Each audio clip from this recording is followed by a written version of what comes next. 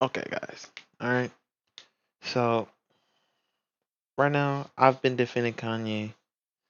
You know, recently, not recently, but I've always defended Kanye because I like the music. He always spoke his mind. Blah blah blah blah blah blah. But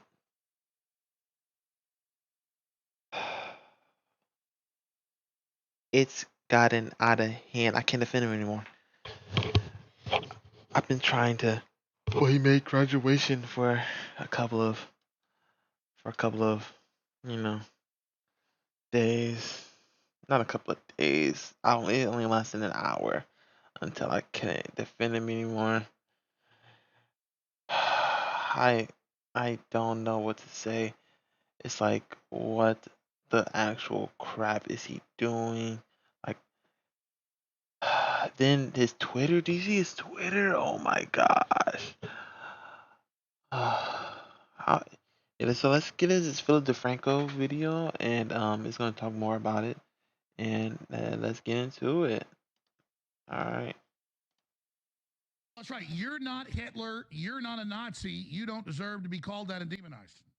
Well, I see good things about Hitler also. Oh my gosh. We're going to talk about that and so much more on today's show. But first, today is my birthday. I'm officially 43 years old today, or at least that's how old I'm going to tell people I am. So they say, you look good for your age. Today, I'm celebrating in the most Philip DeFranco way possible, monetizing my birthday by launching the annual Broke Bastard Mystery Box sale. I know everyone can afford our drops over at beautifulbastard.com. So to clear out the warehouse for 2023, almost everything is 50% off. Right, that $80 thing, now 40, that $40 thing, now 20. But when you order, you'll only know the product type and the size. I know it's a shirt, I know it's gonna be an extra large, I know it's a female style crop, I know it's a medium, though we also have posters 50% off, and you will know which ones you're getting there. So yeah, jump in on this as soon as possible. Last year when we did this, I think we sold out in about 1 to 2 hours, and that's probably the last time you heard me talk about clothes for like about 2 months. But with that said, buckle up, hit that like button to show you like these extra large shows, and let's just jump into it. Starting with Kanye West getting all lovey-dovey for Adolf Hitler and Nazis. Rough day. This man went on Alex Jones today and made Alex Jones seem like the sane one. So yeah, let's look at some of today's highlights. I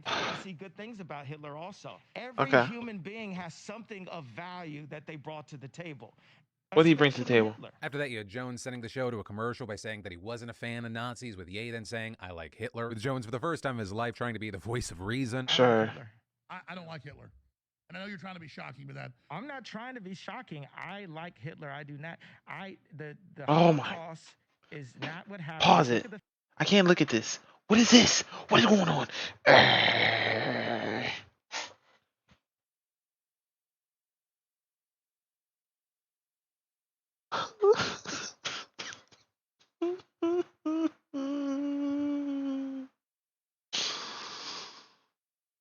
Oh, hold the phone. Hold the phone, bro. Hold the phone.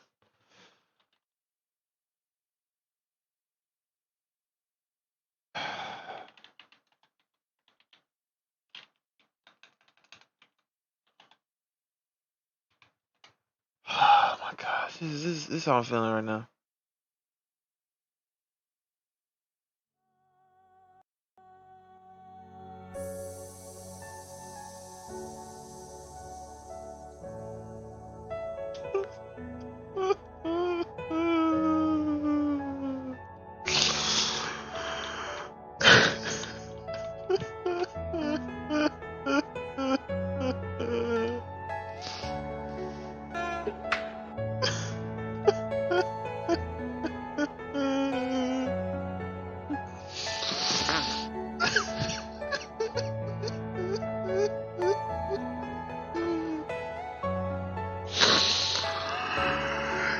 Kanye, man.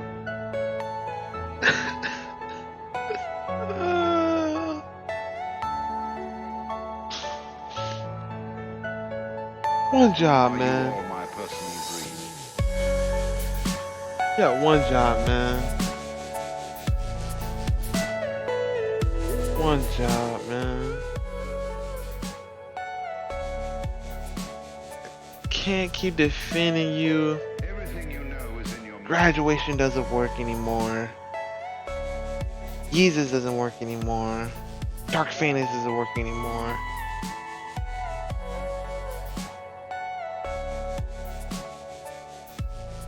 It's all sadness right at this point. It's all sadness.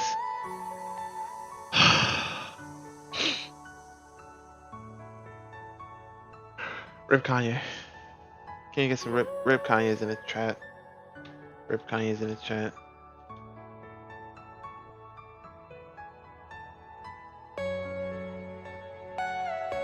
Yeah, spam him up. Spam him up.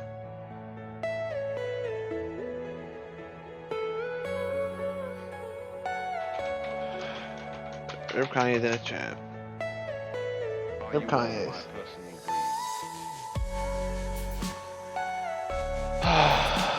Okay.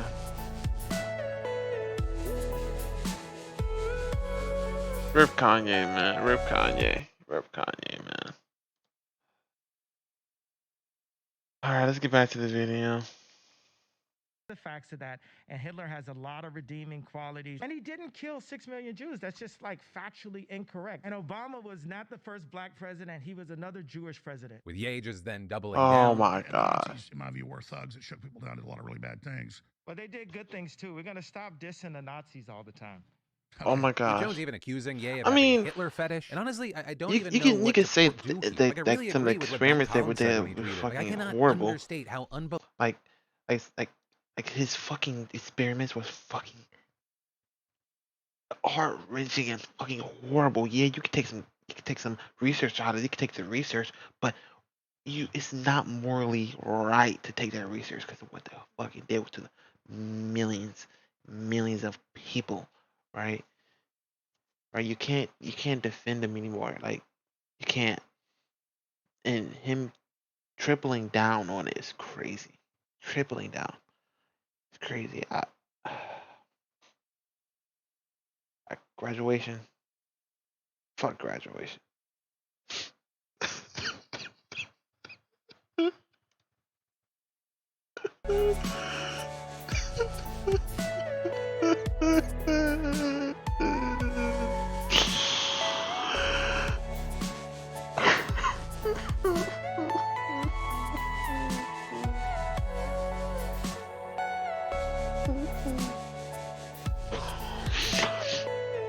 Okay, I'm fine. I'm fine. I'm fine. I'm fine. I'm fine. I'm fine. Fine. I'm fine. I'm fine. I'm fine. I'm fine. Okay. Okay. Okay. Unbelievably anti-Semitic this Kanye West InfoWars interview is. This is straight up old-fashioned Nazism that he's like trying to veil as like an I love everything thing, but I think most people can see through it, and it's being mainstreamed by one of the biggest celebrities in the world. So I guess the way that I'll end this story is by saying, fuck Kanye West, fuck Hitler, fuck Nazis, and fuck anyone excusing this horrendous, disgusting, dangerous behavior from this man. We are so many miles beyond trying to make excuses or saying he just needs the right people around him. And what's wild is, even with this, I'm going to get shit from a certain number of people that are like, wow, the way you're covering Kanye's bias. There's no fucking fence sitting with Nazis. Like, in general, I've tried to leave that habit over the last 5 years. But fucking Nazis? This should be the easiest, most open and closed thing to have an opinion on and speak out about. And then, is this fall of FTX going to bring regulation to the crypto market? Oh, FTX, bro. Ever since the cryptocurrency giant made its incredibly rapid and shocking implosion, right? It left so many people FTX trying to still recover going money they may on. never see I again. can't So we've believe that seen renewed stuff. calls for Congress to regulate the largely lawless industry, and lawmakers have responded by planning a series of hearings with 3 different Bro, committees. I'm gonna First finish of this which is video. actually kicking off Pause today it. as we're recording. With I want to finish this 24-minute video out, but I gotta go to the fucking bathroom. And I don't edit. I just upload this shit to my channel. So let's keep it going and hope I don't shit my pants. Let's hope I don't do it. I'll put that shit in the title. Almost shit my pants. the Senate Agriculture Committee hearing testimony from Rostin Bennett, Oh the chairman my of the Global gosh. Futures Trading Commission, or CFTC, which, key thing, is under the jurisdiction Yeah. of the panel. And in his opening remarks, Benham called for legislation to regulate the crypto industry and prevent I the mean- FTX disaster from ever happening again. I mean, it should have been prevented. It's so underregulated already. The fact that millions of people got scammed out of their money got them to say, "Oh, you know what? Let's figure this out now." It's kind of fucked up.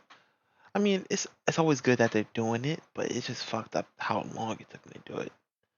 It's crazy. I'm gonna keep it at that. I don't know a lot about the underground of crypto and everything like that, but this is just they should have put laws in and stuff earlier, but they didn't, and it's I can't really do anything about it.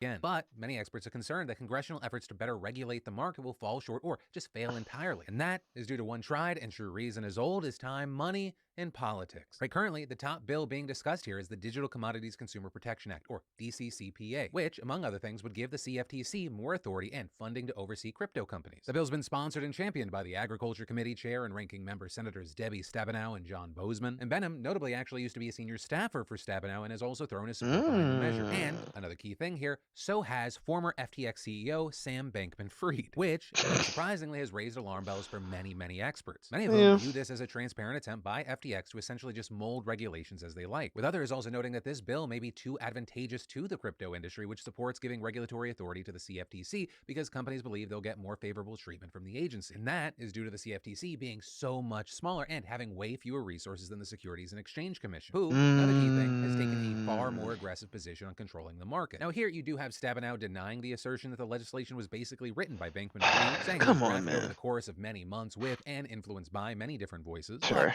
here's where the money comes in. Come on, Critics man. say that the sheer amount of cash that Bankman-Fried and FTX have poured into Congress and directly to members responsible for deciding how the industry will be regulated indicates otherwise. Right, according to data from Open Secrets, Bankman-Fried personally gave more than $39 million to candidates and committees in the 2022 midterm elections. And It's a FTX lot Net of US has given fucking more than money. $70 million through individuals and PACs, making it the third biggest. You know, that's so much fucking money. If you that's so much fucking money, like it's a lot of money. And he did shit under the table, and he did one above the table. And I don't believe this nigga's a fucking liar. I'm gonna take what he says as a grain of salt most of the time. But this nigga's a liar and a proven liar. But you know, regardless, he gave a lot of fucking money above the table. So I'm not gonna really think out to say that he did do shit under the table as well. But it's so much fucking money that he just sent out to the both parties. Oh, I don't need this shit on my back. Like, come on, man. It's just crazy. It's crazy what's going on right now. Influencer of political campaigns. And then, getting even more specific, 9 different senators on the Agriculture Committee benefited directly from those donations, including Stabenow and Boozman, who notably both received the biggest individual donations from Bankman-Fried at $23,200 each. Now, both those leaders, along with 4 of the committee's Democrats, have since said they plan to donate the contributions that they received, but Sure, the 3 others, all of whom are they're Republicans, have lying. remained silent on the issue They're so lying. far. This including Minority Leader Mitch McConnell, who is aligned with 2 campaign They're accounts and lying. received a whopping $1.12 million from FTX sources. And understand, that is just about the money we know about, right? Bankman-Fried's donations to Democrats, they've been well documented, making him the second biggest donor to Yeah, the it's party in like, the last what cycle. the fuck But, is and going I on? will It's like, preface this with saying, we don't know what one, to believe from Bankman-Fried. I believe that he lies. I don't trust this nigga. Look at this nigga. Hold up. Sir Breaking Free looks like one of those people in high school that would tell stories to you that you would never fucking believe. You know what I'm talking about? Like he doesn't like some he at the start when we didn't know anything about him. Yeah, sure, he looks like a good guy, but then when you slowly start to realize this nigga is a fucking rat. He looks like a rat. I'm not bullying. Okay, no bully. This is just I'm just making jokes. So I'm not bullying him. I gotta go to the bathroom so bad. I'm making a fucking video. Keep going. Keep it going. All right, all right. But he also recently said that he actually donated just Look as at him. much money to Republicans, but he did You're gonna tell me. You're gonna tell me. This guy right here stole $2 billion.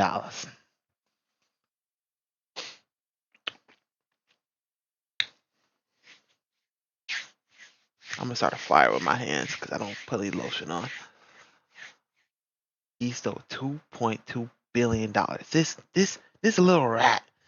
I'm not gonna say nothing. All right, let's keep pushing. Keep pushing. did so through dark money contributions which are not public. Though they're saying, this wasn't meant to sway lawmakers, saying the reason was not for Sure. regulatory reasons, it's because reporters freak the fuck out if you donate to Republicans. They're all super liberal and I don't want to have that fight. But again, I think you need to take Bankman-Fried's words with a grain of salt, especially Right? around his claim that it's not for regulatory reasons, especially when you look at Bankman-Fried's broader efforts, where the massive network he set up for FTX to court lawmakers and regulators has been widely reported on, as has the fact that he's been in Washington a lot over the last half a year, specifically lobbying for regulations with open secret data showing that in Crazy. 2022, the bill FTX.US most strongly lobbied for was the DCCPA. And so as a That's result, people saying lawmakers crazy. who received contributions are compromised. That's With Craig's donations to oh Democrats, they've shoot. been well documented, making Oh him the shoot. second I went back. open secret data showing that in Here, I 2022, went back. the bill That's FTX.US most crazy. strongly lobbied for was the DCCPA. And so as a result, you have people saying lawmakers who Crazy, received man. contributions are compromised here. With Craig Holman, an ethics expert at Public Citizen, describing the sheer volume of the contributions from FTX as absolutely breathtaking, and adding that the lawmakers who are working on crypto regulations should get rid of that money they received, saying, now that we know most of this money came through fraud and much through undisclosed avenues, these donations were meant to buy favors from Congress,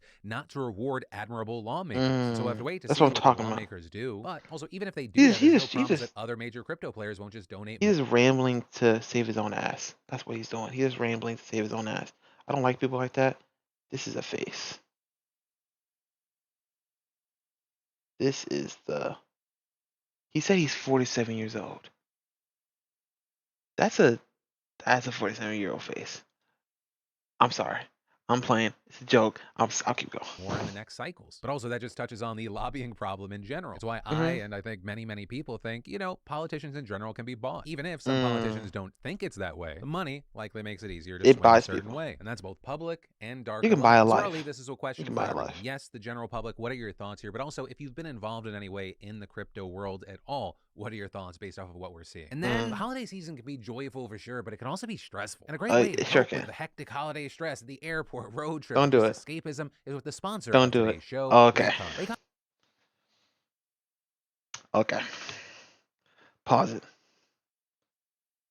it. Do you think Philip DeFranco uses fucking Raycons? Let's let me put it in lamest terms, okay? Let me put it in lamest terms, okay? Lamest terms, okay? And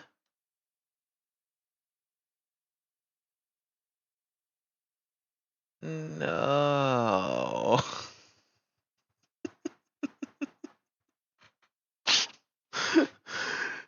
Do you think he uses Raycons? No.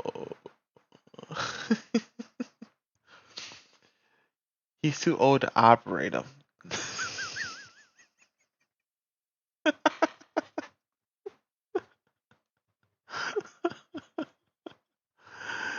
He's too okay. I'll stop. I'm tired. I gotta take it. I gotta go to the bathroom. I got ways to go. Let's keep pushing. Wireless earbuds give you amazing All right. audio quality. At least saying. Let's be honest. The Raycons are good. I bought them. They're really nice products. I feel like if you're on a budget, try to get some really expensive but nice headphones. They're a nice choice.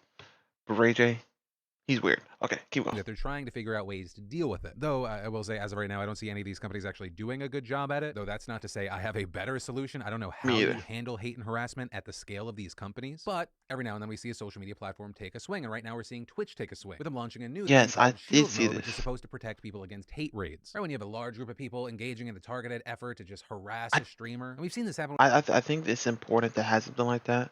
I don't know what's like a good way to do it. I seen them do it. I seen them just put it up. I would say that it is good that they have something to combat it. I think it's good for Black people, white people, Asian, Hispanic, people that's lesbian, people that's gay. You know what's crazy? I don't want to say lesbian anymore. I'm just calling them gay. It was like a joke. It's a joke that there's gay people and bisexual people. It's gonna be a good opportunity for everybody. So yeah, I mean, look, I'm new to the platform, but it's good that everybody's gonna be able to defend themselves. with a full range of creators, but also very specifically with black creators, women, and LGBTQ creators. One of the most high-profile raids we saw this year was that happening to Pokimane. Right? She's one of the biggest streamers in Shut the up. world, and she was subjected to just disgusting sexual comments, people calling her a slut, telling her to kill herself. But they're later Oh, saying I this didn't see that impacted part. her mental health, that she fell into a state of depression, which, just to interject here, because I know there are people out there that aren't compassionate to people who are successful or have a lot of money. I will tell you, as someone that has probably received less hate than her, nothing prepares you for the mob. And it's so much easier said than done to just say, oh, well, just log off. And I mean that for like a number of reasons, including like when a you're super person's popular. job is the It's fucking sometimes internet. where These are people to a certain degree. there are times where log off doesn't work in her situation, and then at the higher power people situation, logging off doesn't work. Simple as that. I understand what he's talking about, though. I understand. Being harassed at work. Like, I actively try not to be on social media. I fucking hate Twitter, but I have to be on it to a certain degree for my job. And when I do use it, I just try and stick to just the main feed. What are people saying, but not to me? So the way Twitch is set up shield mode is that with the click of a button, you can do a number of things. With Twitch explaining, you choose which combination of settings makes sense for your community, and you control when you deploy them. Things like follower or sub-only chat verification options like a phone or an email. You can also mass ban users who have recently used a certain word or phrase in chat that's being used to target you. And you also later have the option of unbanning users if you're afraid that you overstepped or you knocked out someone accidentally. You can also exclude first-time chatters. And then, yeah, with a click of a button, you can turn it all off. With Twitch saying that way they can protect streamers, but also not minimize them. With Twitch explaining, streamers who need online protection the most, including Black and LGBTQIA+ streamers disproportionately targeted by hate raids, often need online visibility the most. So particularly for underrepresented communities, we hope. I think that it shouldn't be an issue for not just only the underrepresented community. I think it should be for everybody, and I'm happy that they put it out for everybody. And I think they should say that no matter who you are, if you're getting bullied, it's for you. And I feel like the fact that they are basically targeting to make it seem good for one area group, it it's kind of not good that they're doing this, but I'm happy that they're doing this thing in general. It's just that it's a little bit weird. I think they should say everybody. That's what I think. Let's keep going. Hope this will be a first step in helping you keep your community open and welcoming to new members, while also maximizing your safety. And online right now, if you look, the reactions are kind of mixed. Some saying it's too small of a step after so many years of needing something like this, though others saying it looks incredibly helpful and like it could make a big difference. And overall, we're just gonna have to wait to see how it's used, if it's effective, to what degree, because honestly, it's gonna be way easier to change what's possible on platforms than it is to change human behavior. And if the last few years show anything, human behavior is very much geared towards piling on, even for those of us that try to combat it. And then, do you remember that guy in New York, I'm sorry, that fucking scumbag out of New York that punched that elderly Asian woman like 125 times earlier this year? Well, the good news is that worthless rat bastard of a human being, Tamel Esco, he was just sentenced to 17 and a half years in state prison and 5 years of post-release supervision. And I know we're not supposed to say stuff like this, but I truly hope that the worst of what we think happens in prison happens to this fucking asshole. He, for no fucking reason other than having hate in his heart, like followed this woman into her home, hit her in the back of the head, calling her an Asian bitch as he's stomping on her. She ended up having a bleed of the brain, multiple face fractures. And honestly, the only homes this man deserves in the future is this prison sentence and then inside of the ground. And I'm thankful he was able to be charged with a hate crime there, and that there's just one less scumbag on the street. And then Jacinda Ardern and Sanna Marin, right? The New Zealand Prime Minister and her Finnish counterpart. They are in the news right now because you have people saying this thing that just happened is an example that you can literally be the leader of a nation and still get hit with casual sexism. Right, so Marin had been in New Zealand on a 3-day visit to discuss trade in Ukraine when a reporter asks, are you two meeting just because you're similar in age and, got a lot of common stuff there? Or can Kiwis actually expect to see more deals down the line between the two countries? The fucking gall to be like, y'all just having a little girls trip, just gossiping, maybe do a TikTok dance together. With this, you had Ardern instantly responding with, my first question is, I wonder whether or not anyone ever asked Barack Obama and John Key if they met because they were of similar age. We, of course, have a higher proportion of men in politics. It's reality. Because two women meet, it's not simply because of their gender. And then going on, I like Australian women because they know how to clap back. You know what I'm saying? They know how to retort back to you. It's really I like some Australian women. They are when they are in the back. They be in the back.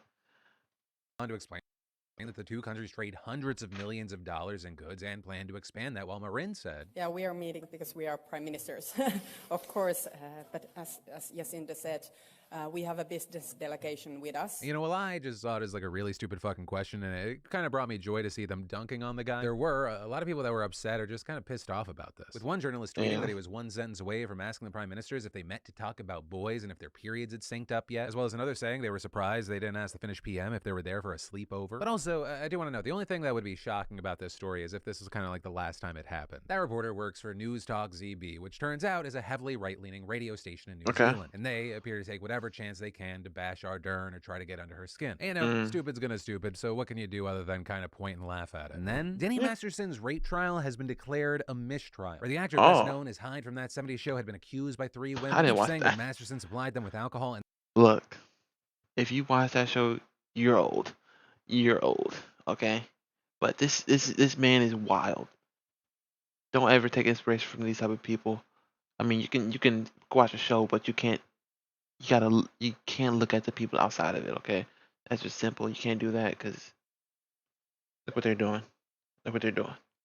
And that when they became disoriented, he took them upstairs to his bedroom and violently raped them. Though that is disgusting. To the charges and saying that the sex was consensual. And according to reports, they reached a mistrial because over 2 days they had 7 votes where they could just not come to a consensus. With the AP saying only 2 jurors voted to convict on the first count, 4 voted for conviction on the second count, and 5 voted to convict on the third count. And so now you have a retrial set for sometime in March. And it'll be very interesting to see what happens there. I feel like if it's super obvious, I think they should. It should be super obvious that, you know, I'm not gonna say nothing. I think the evidence is there. Come on. And this trial was kind of weird. The deliberations having to be redone because 2 jurors had to be replaced because the original 2 tested positive for COVID. So we don't know how much that would have changed the conversation and possibly the end result. And also when it comes to the retrial, do we see the defense and prosecution trying different things out? Right, for example, with this one, there was a lot of conversation about Masterson being involved with the Church of Scientology, right, because that was a key thing, the 3 accusing him of former members of the church, who also claimed the church officials tried to shield the actor from accountability. But ultimately, time will tell. And as far as the public reaction we've seen so far, we've seen notable people like Leah Remini responding. She, of course, a former Scientologist. She put out a docu-series about them, with Remini tweeting, "David Miscavige, I know you read my tweets. There is nothing you can do to intimidate me into silence, and I will not stop fighting you and the evil criminal enterprise you control." And saying, "I want to remind everyone that when you're a Scientologist, you are strictly forbidden from reporting crimes to civil authorities that other Scientologists commit against you. You are ordered only to report things to internal Scientology authorities. Scientology will completely destroy your life if you dare to go to civil authorities like the LAPD or FBI. You will lose everything from your family, friends, and job overnight." And claiming that Scientology and its evil leader, David Miscavige, obstructed justice and participated in a conspiracy to cover up these crimes, and claiming they have done this many other times in cases of rape and other sexual misconduct. Scientology should be a co-defendant in the subsequent trial. As far as what happens from here, it looks like we're gonna have to wait till March to see. And then, is there a double standard in sports journalism? That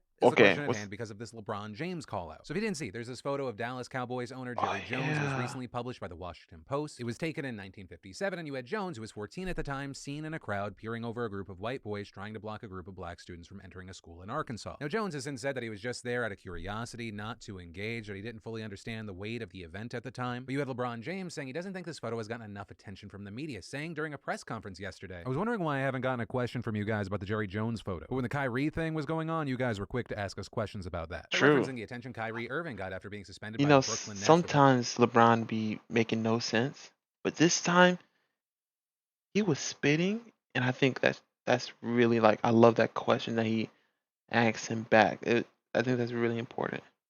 Posting about an anti-Semitic movie and initially refusing to apologize, though he did eventually issue an apology after the suspension. It's also something LeBron commented on, right, saying he doesn't condone any hate to any kind, to any race, saying he thinks Irving's words caused harm, but also noting that he eventually did apologize. But in LeBron's eyes, it was an issue that got way more attention than that of the photo of Jerry Jones. And so during that press conference, he continued to ask the press why. The Jerry Jones photo is one of those moments that our people, black people, have been through in America. And I feel like as a black man, as a black athlete, as someone with power and a platform, when we do something wrong, or something that people don't agree with, it's on every single tabloid. Every single news coverage. It's on the bottom ticker. It's asked about every single day. But it seems like to me the whole Jerry Jones photo situation, and I know it was years and years ago and we all make mistakes, I get it, but it seems like it's just been buried under. Like, oh, it happened. Okay, we just move on. You know, with that, you ended up having a lot of people defending LeBron, saying things like, he's spot on. During Kaepernick's peaceful protest, almost every black athlete was asked to comment at one point. Yet here, when Jerry Jones, someone who vilified black athletes for kneeling, is found out to have been part of a desegregation mob, nobody wants to talk about it. Also, as far as the people dismissing the situation, right, saying Jerry Jones was just a teenager at the time, time. You had people pointing to a number of instances where you had young black boys being blamed for their own murders. But yeah, with this, I'd love to know your thoughts regarding the accusations of double standards in the media. And then, did you know that 2 out of 3 guys will experience some form of male pattern baldness by the time they're 35? Maybe you have that friend or that family member that's dealing with hair loss, and thanks to a sponsor of the PDS, Keeps, you don't have to sit around and wait for that to happen. Whether you're looking to prevent hair loss, stimulate That's hair a growth, or just take better care W. of the hair that you have. Okay, I'll give it to him. W ad placement. W ad placement. W ad placement. I give it to him. I give it to him. I'll play through. W ad placement.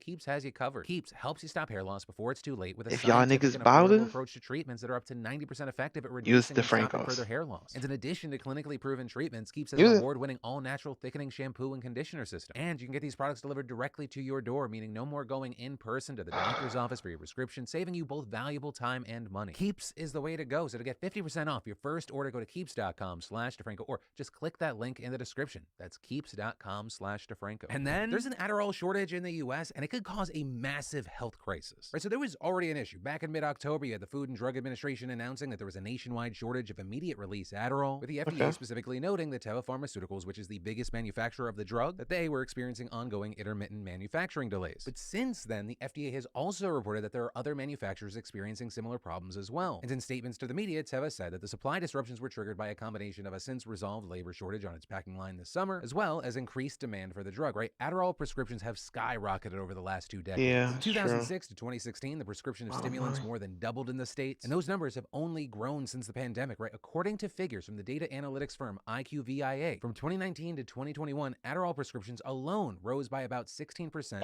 from 35 I didn't know the exact million number. to a That's a whopping lot 41.2 million, with a big spike over the last few years being driven by the fact that more people are seeking these drugs to help cope with stress and distraction. And because telehealth regulations were relaxed during the pandemic, it made it much easier for people to get diagnosed and prescribed the meds in shorter periods of time. Right? As we've talked about on the show, a number of new startups have been flooding social media and specifically TikTok with ads telling people to get ADHD meds if they feel distracted or tired. But you have experts saying the issue here is that with apps designed for such quick diagnosis, it can be hard to tell if ADHD is actually the problem, right? If the symptoms line up. With all that also prompting concerns over overprescription, which some speculate could also be driving the shortage. Also beyond that, Adderall is a Schedule II controlled substance, so it's highly regulated by the Drug Enforcement Administration. Which, key thing, it means that there are caps on how much each company can produce, so they can't just ramp up production to make up for the backlog. Plus, it's also difficult for pharmacies to just pivot and start carrying new brands because of the regulations on the drug. And understand, this shortage can create some serious problems. In fact, to get a better idea of what is actually at stake here, we reached out to an expert. Specifically, we spoke to Leo Beletsky, a professor of law and health sciences at Northeastern University and a faculty director of the Health and Justice Action Lab. And we kick things off with a very calm question of, are we about to see the beginning of a full-blown public health crisis? To which he responded, No. I hope not. I'm afraid that we might be. So there's 2 major concerns here. One is that you have lots of people who had access, sort of regular access to medication that they may not now have access to. And there are individual level risks that cascade from that. So in some... So,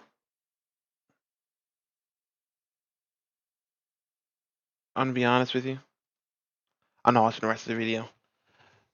I can understand ADHD and all that crap.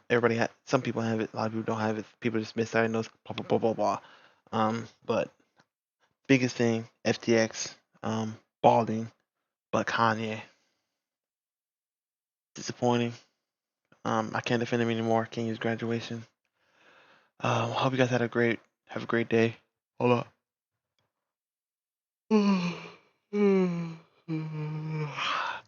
Hope you yawned. I hope you guys have a blessed day. You know, don't do anything stupid. Don't do anything I wouldn't do, and I would do a lot of stuff. I did a lisp. Oh my god, I did a th on my tongue. Oh my god, I haven't done that in a long time. I hope you guys have a great rest of your day. And peace.